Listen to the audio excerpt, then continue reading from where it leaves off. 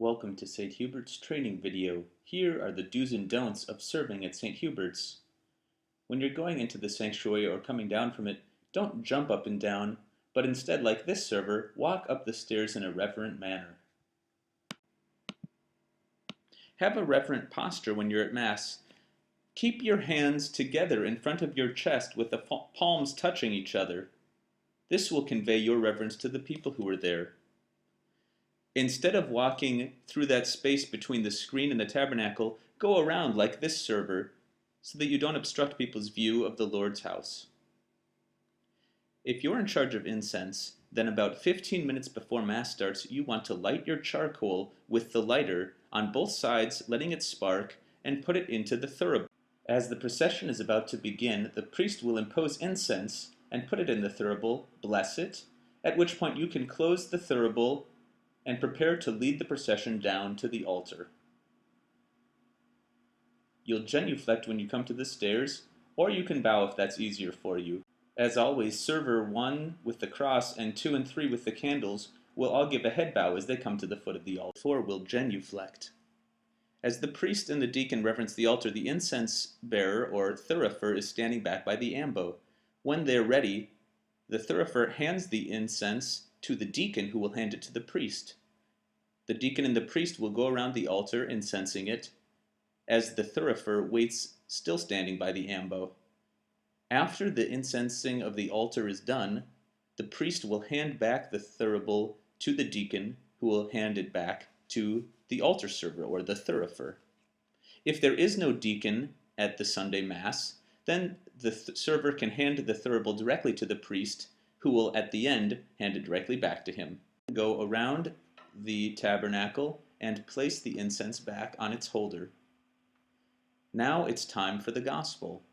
The thurifer will bring out the incense, hand the incense boat to the deacon, and lift up the thurible itself so that the priest can impose incense, bless it.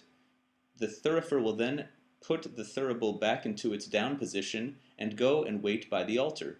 He will be the one to lead the gospel procession to the ambo, and the candles and the deacon will follow him. As soon as the deacon picks up the book and turns to the left, the thurifer will go in front of the candle on the right to lead the procession to the ambo. There he will wait to hand the incense to the deacon. After the exchange between the deacon and the people, and before the deacon reads the gospel, the thurifer will hand the deacon the incense. The deacon will incense the book of the Gospels 3 times, turn around and hand the thurible back to the thurifer, who will stand there for the rest of the gospel, not swinging the thurible at that point, but simply holding it still. For the offertory, servers 1 through 4 do everything exactly the same as if they were at a Mass without incense. Meanwhile, the thurifer makes sure that the thurible and the coals in it are hot by swinging it in the back until the priest is ready to receive it. He hands it off to him or to the deacon just as at the beginning of Mass. After the priest is done, he incenses the priest twice center, twice to the left, and twice to the right of him, and then he incenses the people. Note that the thurifer does not walk around on the platform, but he simply stays in the same place and turns to face the different directions. This saves time, and he gives a double swing in each direction. After he's done, the hand washers come, as normal, to wash the priest's hands. However, the thurifer does not put the incense back on the stand, but remains in place until the Holy, Holy, Holy begins. As soon as the first Holy is said or sung, he walks, as this server is, down to the bottom step, at which he kneels in preparation for the priest to say the words of consecration.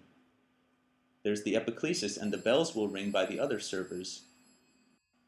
The priest will then go on with the prayer, pick up the host and say the words of consecration, and finally, once those are said and it becomes the body of Christ, he will hold it up, and the incense bearer or thurifer will swing the incense twice, 3 times in a row.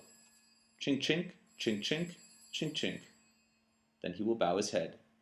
He will do the exact same thing with the chalice. When it's raised up, he will swing it twice, 3 times. Chink, chink, chink, chink, chink, chink.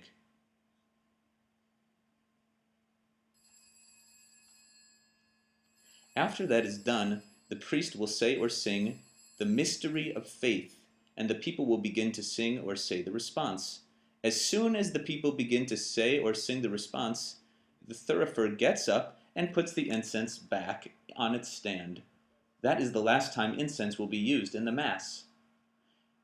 At this point, the next thing that happens is the altar servers all receive communion, and then they help to clear the altar as usual. The incense bearer doesn't have to do anything there. At this point, Mass finishes, and the same thing happens now as would happen at a Mass without incense. The incense bearer acts just like server number 4. He carries nothing out, but simply waits at the pew until the other 3 servers have retrieved their items, the cross and candles, and then after they process, he follows them and waits in front of them at the foot of the sanctuary until the priest and deacon join him.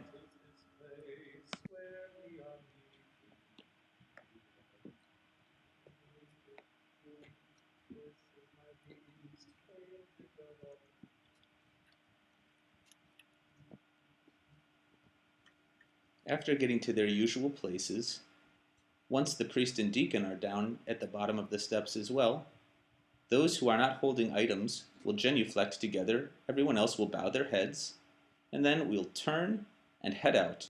Thanks for your attention.